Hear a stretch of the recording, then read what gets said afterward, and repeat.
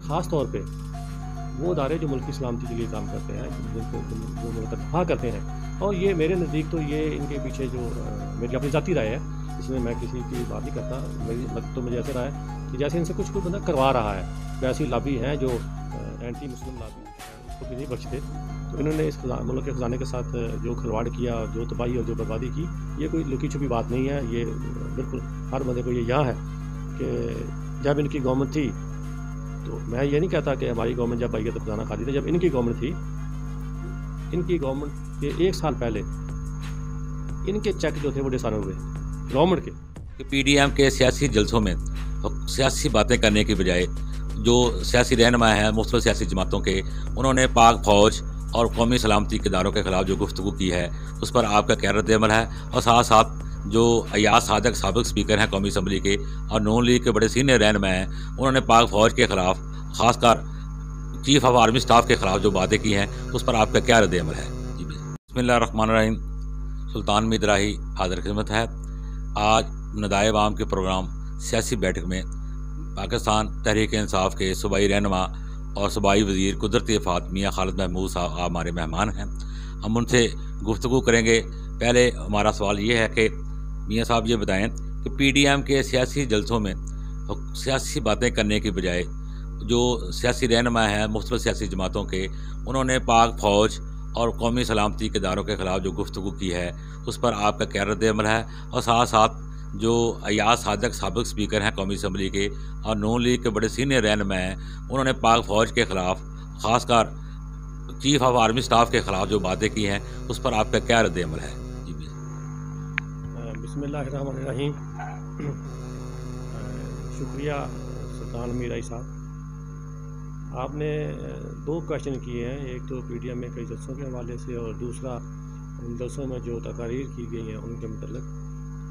तो ये जलसे जो है ये तो मैं समझता हूँ कि हर सियासी जमात का हक है और अपोजिशन का भी हक महफूज है। और प्राइम मिनिस्टर जनाब इमरान खान साहब ने और उनकी पूरी कैबिनेट ने ये फ़ैसला किया कि तमाम जो जलसे हैं उनके लिए उनको मुकम्मल गवर्नमेंट की सपोर्ट हासिल होगी और आज़ादी होगी। कोई ऐसी जलसों पे गवर्नमेंट की तरफ से कोई पाबंदी नहीं लगाई गई, ताकि जमहूरियत का ये हुस्न है कि जमहूरी हुकूमत में अपोजिशन जमातें अगर वो अपना एहतजाज रिकॉर्ड करवाना चाहें तो ये उनका हक है।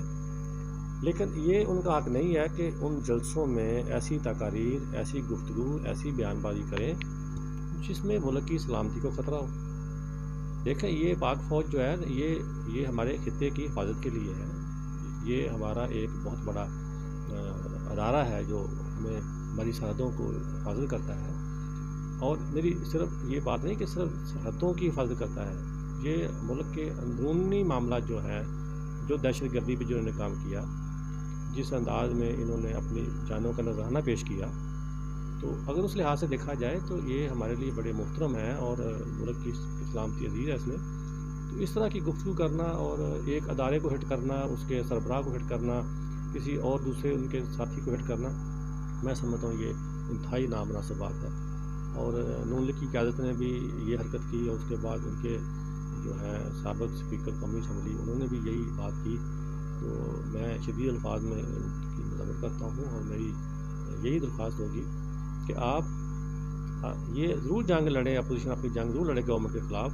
हमारी जो नाकामियों वाली बात है वो करें, हमारी जो पॉलिसी ठीक नहीं उस पर बात करें। अगर कोई और इश्यूज़ हैं तो गवर्नमेंट के वो उजागर करें, लेकिन अदारों को हिट ना करें। और फिर ख़ास तौर पे वो अदारे जो मुल्क की सलामती के लिए काम करते हैं, जो मुल्क का दफ़ा करते हैं। और ये मेरे नज़दीक तो ये इनके पीछे जो मेरी अपनी ज़ाती राय है, इसमें मैं किसी की बात नहीं करता। मुझे ऐसे रहा है कि जैसे इनसे कुछ कोई बंदा करवा रहा है, कोई ऐसी लॉबी हैं जो एंटी मुस्लिम लॉबीज़ हैं जो इनसे ये काम करवा रही हैं और ये शायद उनको पसंद भी करते हैं।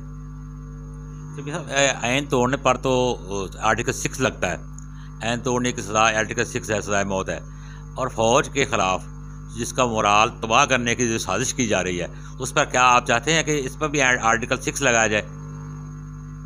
देखें जी, इस पर मैं कोई अपनी राय इसलिए नहीं दे सकता कि ये चूँकि मामला कानूनी पोजीशन इसमें क्या है कि इन्होंने क्या गुफ्तगू की है। जो हमारे आइनी माहिरीन हैं जी, वो यकीनन इस पर دیکھ رہے ہوں گے، اور گورنمنٹ کے جو ہمارے سینئرز لوگ ہیں، یہ ان کا ڈیسیجن ہے کہ اگر انہوں نے ایسا کام کیا ہے جس پہ دفعہ 6 لگ سکتی ہے تو لگنی چاہیے. اگر ان کے الفاظ یا ان کی گفتگو یا اس طرح کے معاملات جو ہے اس عمرے میں نہیں آتے تو پھر میرا خیال ہے کہ یہ بہتر فیصلہ وہ کریں گے جو قانون ضابطے کے مطابق وہ سمجھتے ہیں کہ یہ ہونا چاہیے. جو ادارے اس کام کے لیے لگے ہوئے ہیں وہ کریں گے، اور جو ان کا فیصلہ ہوگا اس پہ میں سمجھتا ہوں سب کو آمین کرنا چاہیے. میاں صاحب 2 سال سے زائد کا عرصہ ہو گیا پی ٹی آئی کی گورنمنٹ کو. شوپورہ شہر میں کون کون سے ترقیاتی کام ہوئے ہیں جس سے عوام کا معیار زندگی بلند ہوا ہو؟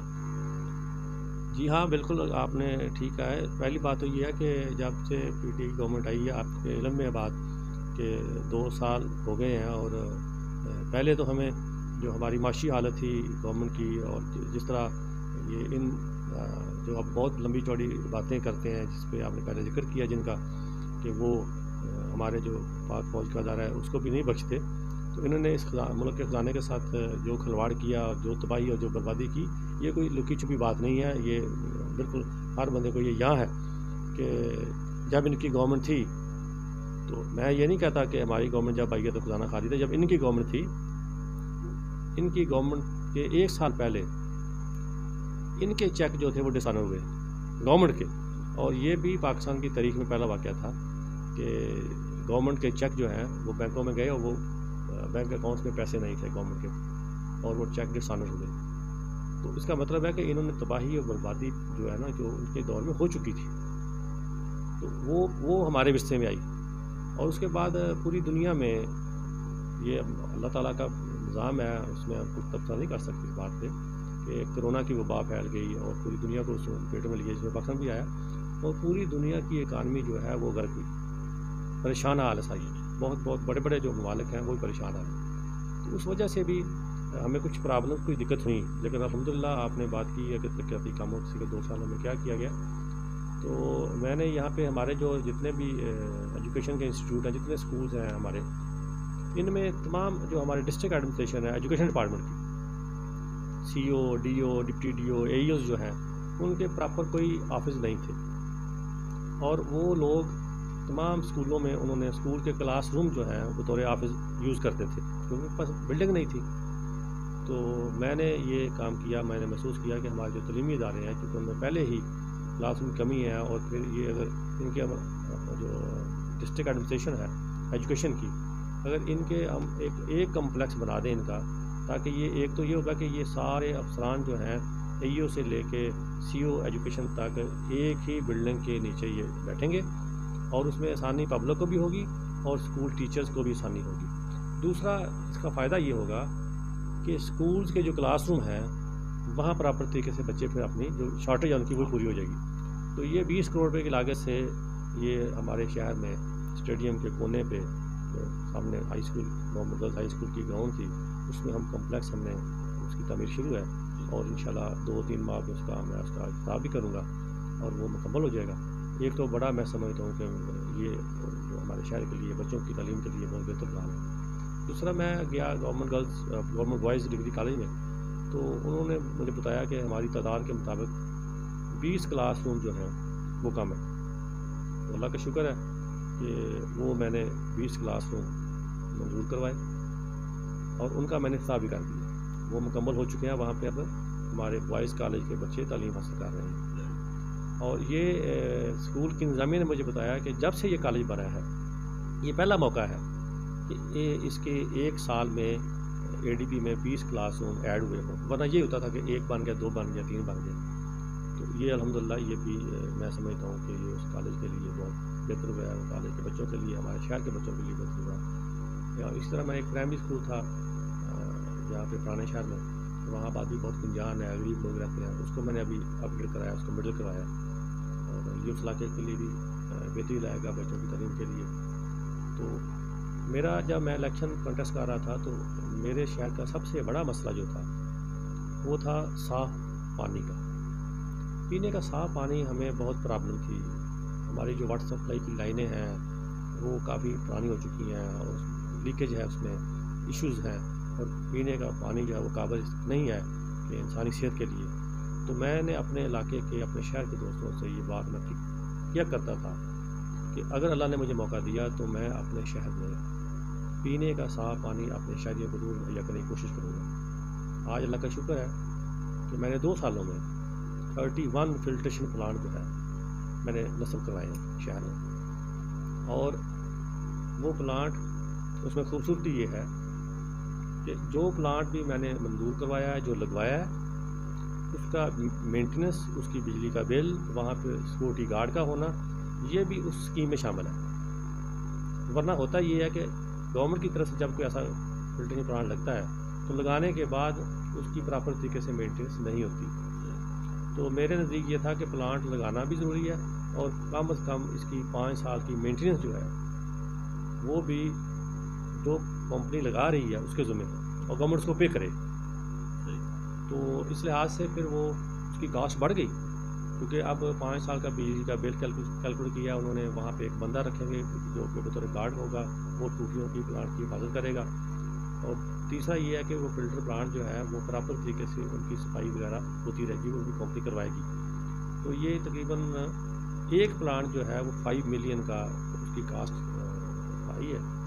تو الحمدللہ یہ 31 لگ چکے ہیں، اور اس میں سے اب تک جو ہے 15 پلانٹ جو ہے وہ وہاں سے لوگ مستفید ہو رہے ہیں، اور میں اس مشن کو انشاءاللہ جاری رکھوں گا۔ اور وہ ایریاز سب سے پہلے جو میں نے پہلے سال لگائے ہیں 15 پلانٹ، وہ آبادی میں نے چلاؤ کیا جو بہت غریب آبادی ہیں، جو بڑے انجان آبادی ہیں، جہاں پہ لوگ کیونکہ سخت نہیں ہے کہ وہ بازار سے جو ہے نا پانی جو ہے نا خرید سکیں، نیسلے کا، صوفی کا، گورمے کا، جو وہ لوگ ہیں جو ان کی سخت یہ نہیں ہے کہ وہ پانی خرید سکیں۔ تو میں نے ان علاقوں کو پہلے ترجیح دی، وہاں پلانٹ لگوائے، اور وہاں سے اب وہ لوگ مستفید ہو رہے ہیں۔ دوسرے سال میں پھر میں نے 16 پلانٹ اور جو ہے نا منظور کروائے، وہ بھی تقریباً مکمل ہو چکے ہیں۔ ان کی میں نے ابھی انشاءاللہ چند دنوں تک ان کا سب کا میں افتتاح کروں گا انشاءاللہ۔ اس میں شیخوپورہ میں سب سے بڑا مسئلہ جو ہے ٹرانسپورٹ کا ہے۔ شیخوپورہ سے لاہور، ننکانہ صاحب، گجرانوالہ کے لیے جو گورنمنٹ کی سطح پہ کوئی ٹرانسپورٹ کا اہتمام نہیں۔ پہلے یہاں ڈیوو بس LTC چلتی تھی، لیکن اب اس طرح کی کوئی سروس مہیا نہیں ہے۔ اس پر کوئی کام کیا گیا ہے؟ جی اس پہ پہلے بالکل ٹھیک ہے آپ کی بات، LTS کچھ عرصہ چلی ہے، لیکن LTS کمپنی جو ہے ڈیفالٹ ہو گئی، اس وجہ سے وہ کمپنی بھاگ گئی اور بند ہے۔ تو میں نے جو منسٹری آف ٹرانسپورٹ ہے ان کو ریکویسٹ کی ہوئی ہے کہ آپ اس طرح کا پلان تیار کریں کہ جو لاہور کے 50 کلومیٹر تک ایریاز ہیں ان پہ کوئی ایسی گورنمنٹ ٹرانسپورٹ جو ہے نا چلوائے جس پہ لوگوں کو سہولت بھی ہو، اور اس کا جو کرایہ ہے وہ بھی رعایتی نرخوں پہ ہو۔